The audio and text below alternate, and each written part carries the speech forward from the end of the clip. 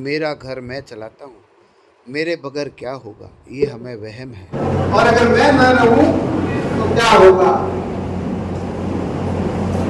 Short में उदाहरण देता हूं, उनका जवाब भी उसी में है, इसीलिए मैंने ये शुरू किया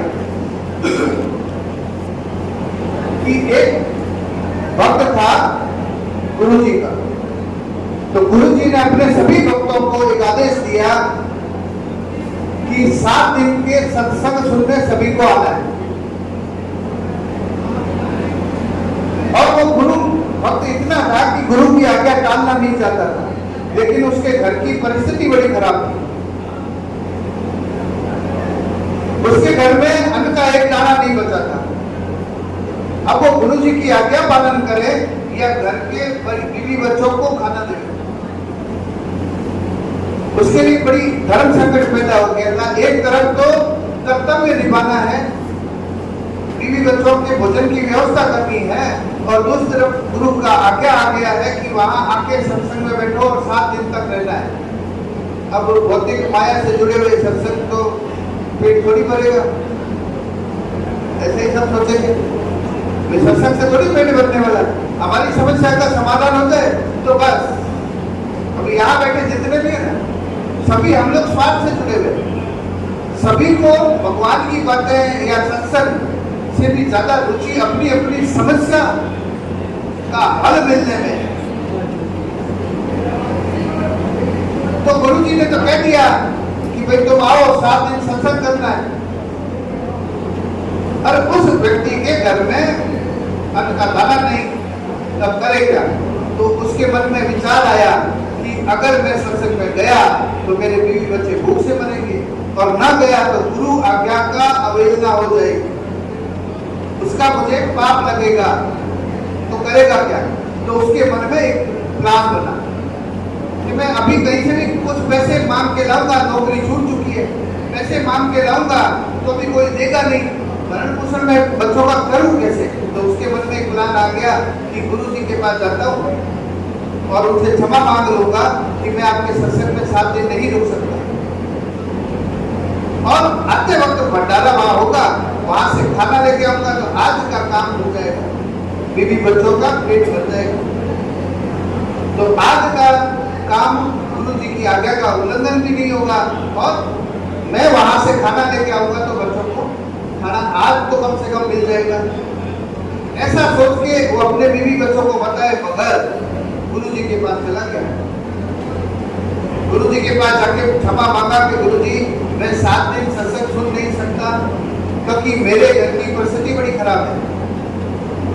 मैं एक दिन भी अगर रुकूं तो मेरे बीवी बच्चे भूख से मर जाएंगे। गुरु जी ने बोला ऐसा कुछ नहीं होगा, तुम 7 दिन यहीं रुको। तो फिर दोबारा उसने बोला कि गुरुजी आप मेरे घर की परिस्थिति समझ नहीं रहे हो। 3 दिन से मेरे बच्चों ने, मेरी बीवी ने, मैंने कुछ खाया नहीं है, और अगर आज भी मैं कुछ लेके नहीं गया तो जरूर भूख से मर जाएगा।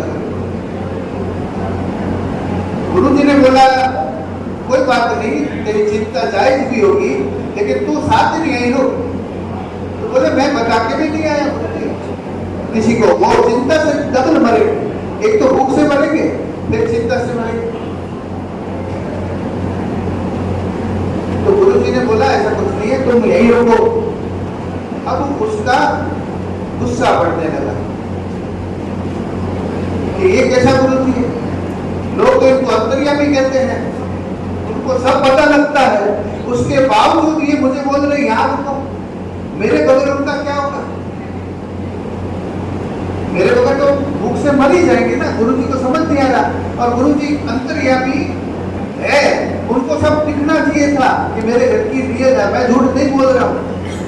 फिर भी गुरु जी के मन में ऐसा क्यों आ रहा है? बोले अब मेरे समझ में आ गया क्यों आ रहा है, क्योंकि गुरु जी भी स्वार्थ से जुड़े हुए हैं।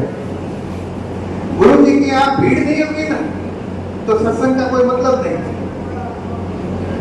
तो हमारे जैसे मूर्ख उनको चाहिए, ताकि भीड़ दिखाने के लिए हमारे घर में कुछ भी हो जाए। अब गुरु जी के मुंह से निकल गया कि तेरा क्रोध करे, कुछ भी कर, तो फिर उसने बोला मेरे बीवी बच्चे मर जाएंगे, तो गुरु जी के मुंह से निकल गया जो हुए हुए। अब तो गुस्सा उसका और ज्यादा बढ़ गया। अब बोला कैसे गुरु हुआ? अभी तक तो गुरु के प्रति आदर था, भाव था, वो कहे वैसे करना था, लेकिन जैसे परिवार और एक चीज का आया कि मेरे बीवी बच्चे मरेंगे, ऐसे हुआ तो बोले आप कैसे गुरु हो? आपको हमारे जैसे मूर्खों को यहाँ बैठाए रखने में मजा आता है, हमारे घर में कोई भी मरे जिए आपको कोई फर्क नहीं पड़ता है। गुरु जी ने बोला ऐसा कुछ नहीं है। क्या? बोले मैं एक क्षण भी नहीं रुकूंगा। तो बोले मैं तो जाऊंगा। और अब मेरे को समझ में आ गया आज के बाद आप मतलब मैं यहाँ नहीं आने वाला। अब वो वापस जब जाने लगा तो गुरुजी ने बोला कि तूने कभी भी मेरे को गुरु माना है? बोला हाँ, बहुत दिल से माना है, इसलिए मैं आज यहाँ हूँ। तो बोले मेरा एक काम कर दे। बोले बोलो। बोले तेरे रास्ते में एक मेरे भक्त का और घर आता है, मेरा ये पत्र उस भक्त को दे देना और बोलना गुरुजी ने भेजा है, और मेरे सामने ये पत्र पढ़ लो और पढ़ा के फिर तुम चले जाना। चलो बोले ये काम कर दूंगा। अब उसके मन में डबल लड्डू फूटा। बोले भंडारे से तो मैं दे नहीं सकता, गुरुजी से झगड़ा हो गया, तो आज तो बीवी बच्चे फिर भूखों मरेंगे। अब उसके मन में लड्डू क्या फूटा कि अब मैं गुरु के भक्त के आवाज दूंगा, वो मेरा गुरु भाई हुआ, तो वो मुझे चाय नाश्ते का पूछेगा तो मैं बोलूंगा पैक करके दे दो, मेरे पास समय नहीं है, और पैक करके लूंगा तो वहां फिर कुछ न कुछ बच्चों का आज थोड़ा आधार दे दो। तो चलो इनका काम भी हो गया और मेरा काम भी हो गया। ऐसा सोच के वो भक्त के पास पहुंच गया और भक्त को लेटर पत्र दिया। बोले गुरुजी ने बोला है कि ये पत्र पढ़ लो फिर मैं जाता हूँ। उसने बोला गुरु भाई आप आए हो तो अंदर चलो, खाना पीना करो, नाश्ता कर लो, फिर चले जाना। तो बोले नहीं नहीं मैं रुकूंगा नहीं, मैं एक क्षण भी नहीं रुक सकता। आप अगर मुझे खाना खिलाना है, नाश्ता कराना चाहते हो तो पैक कर दो, मैं ले जाऊंगा और वहीं खा लूंगा। तो बोले अरे लेके भी जाना लेकिन खा के भी जाओ, हम तुम्हें पैक करके भी देंगे। तो बोले अच्छा ठीक है, आप ये पत्र पढ़। गुरुजी ने बोला था कि सामने पढ़वा दे। अब उसने पत्र खोला, खोलते ही उसने अपने भाइयों को, बच्चों को, सबको जोर से आवाज दिया, बोले जल्दी आओ, सब जल्दी आओ। वो भी सोचने लगा ऐसा क्या हो गया। उन्होंने पत्र खोल के देखा, उसमें लिखा था कि जिस व्यक्ति के हाथ में पत्र भेज रहा हूं उसको पकड़ के कमरे में बंद कर दो। अब पकड़ के जब कमरे में बंद किया तो वो चिल्लाने लगा कि बोले ऐसा कौन सा गुरु है ये तो साला गुंडा निकला, इसकी बात नहीं मानी तो दादागिरी पे उतर आया। अपनी बात मनवाने के लिए दादागिरी करके मेरे को अंदर पकड़ा जा रहा है, मेरे बच्चों की हाय लगेगी, भूख से वो मरेंगे। मैं तो आपके पास इस उम्मीद से आया था कि कुछ दोगे तो मैं वहां जाके खिला दूंगा, और आप अभी वैसे ही निकले। वो बोले देखो माफ करो हमको, गुरु जी की आज्ञा है इसलिए हमें ये करना पड़ेगा, और हम तब तक तुम्हें नहीं छोड़ेंगे जब तक गुरु जी का अगला आदेश नहीं आएगा।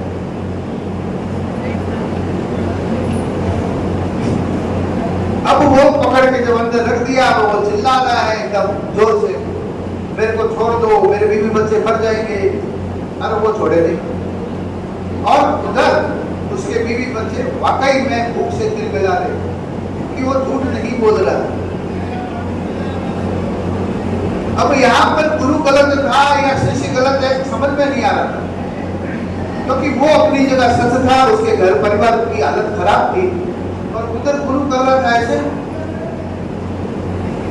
अब जब बीवी बच्चे भूख से मर रहे थे तो उसकी बीवी ने सोचा कि जहां पर वो नौकरी करता था सेठ के यहाँ, वहां से कुछ मांग के लिया क्यों, और कुछ खाने को मिलेगा, बाकी जो भी मिलेगा बच्चों का आज की रात को पेट भर देती हूँ, और वो पति कहाँ गया उनको पता नहीं है, या तो हमको छोड़ के इस अवस्था में भाग गया है, या कहीं कमाने निकला होगा।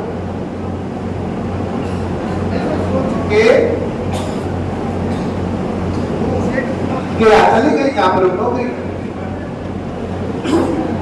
वहां गई और सेठ जी से बोला कि आपके बचावा है तो ताकि मेरे बच्चे भूख से नहीं मिला रहे कुछ मिल जाए। उन्होंने गाली देते हुए बोला निकल यहाँ से, तेरा पति 6-6 महीने के एडवांस लेके नौकरी छोड़ के जा चुका है, और इतने महीनों से वो आया भी नहीं है, गायब हो गया। और अब तेरे को नाटक करने यहाँ भेजा है। बोले नहीं नहीं, मेरा पति कहीं चला गया, मुझे नहीं पता, वो नाटक नहीं है, हमारे लिए में आप जो फेंकने वाला सामान है वो दे दीजिए। तो उसने बोला मैं कुत्तों को डालना मंजूर है मुझे, तुम्हें नहीं दूंगा। और तेरे पति की वजह से हमारे को बड़ा नुकसान हुआ है, हमें तो ये नगर छोड़ के हमें भी जाना पड़ रहा है। वो और गिड़गिड़ाई, पैरों में पड़ी, बोले कि कुछ तो दे दो। तब उन्होंने व्यंग्यपूर्वक कहा कि पास में जो खाली जगह पड़ी है, हमारे को वाड़ा बोलते हैं, जो भी बोले उसको, बोले उसमें घास उगी हुई है, जा घास खा ले। अब वो घास खाने के लिए बोली तो घास उसको तो शुद्ध बुद्ध थी नहीं, वो सीधा उस बाड़े में भागी, कुछ खाने को मिल जाए तो ठीक है। वहां पर ग्वार पाटा एलोवेरा उगा हुआ था, वो एक भाग तोड़ के घर ले गई, उसका जूस जैसा निकाला, बच्चों को दिया, लेकिन खाना इतना था कि बच्चों ने वॉमिटिंग कर दी, उल्टी कर। अब वो और रोने लगी, करूं तो करूं। पति भी आया नहीं, पता नहीं छोड़ के भाग गया या कहीं कमाने गया है, कुछ समझ में नहीं आया। ऐसा सोच के उसके दिमाग में आया कि ग्वार पाटा जो है वो हम बेच भी सकते हैं। तो सेठ ने आदेश तो नहीं रखा है कि तू ले ले घास।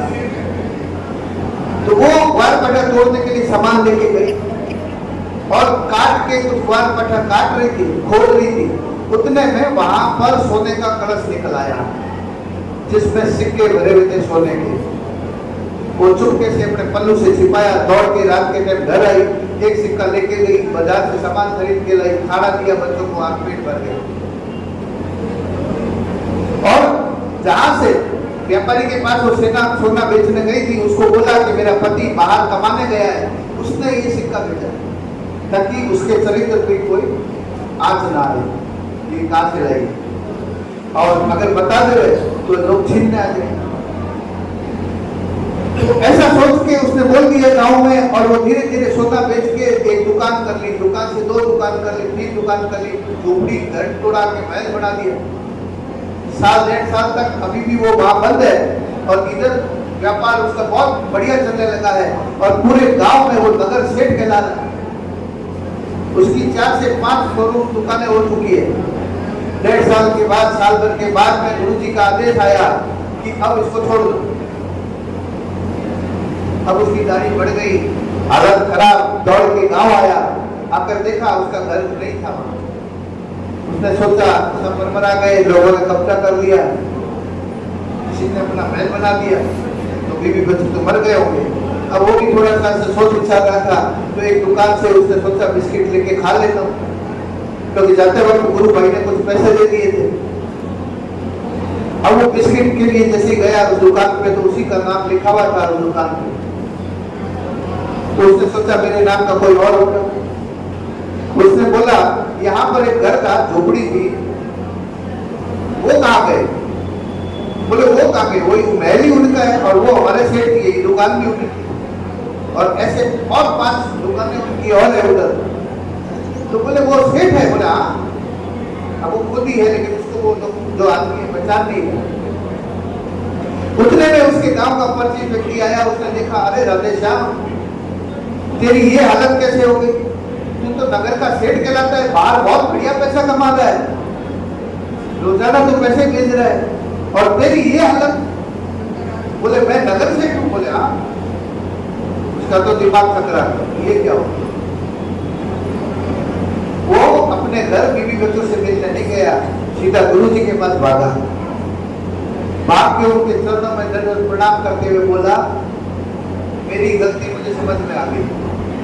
मैं सोच रहा था मेरे बगैर उनका क्या होगा, बच्चे मर जाएंगे, लेकिन मेरे बगैर तो ज्यादा सुखी है, वो तो पैसे वाले बन गए।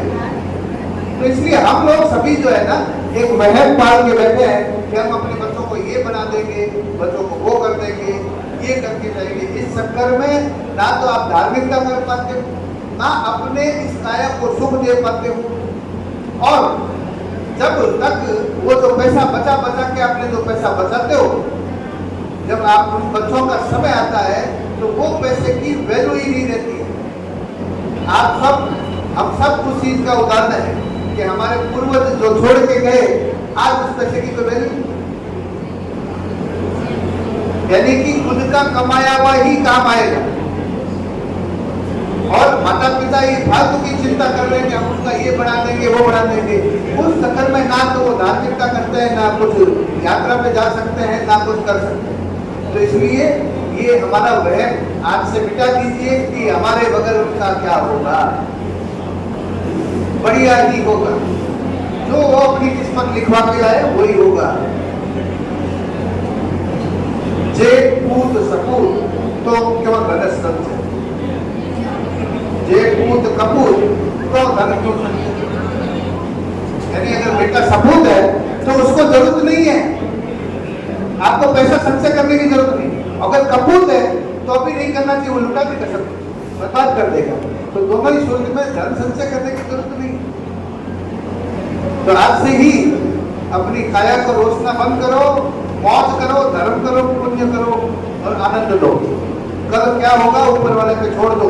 84 लाख योनियां मनुष्य के अलावा कौन कमाने जा रहा है, कौन भूख से मर रहा है, एक एक जीव जंतु को कौन पाल रहा है। उससे भी बड़ी बात, हम इंसान जब पैदा होते हैं हमारे खाने की व्यवस्था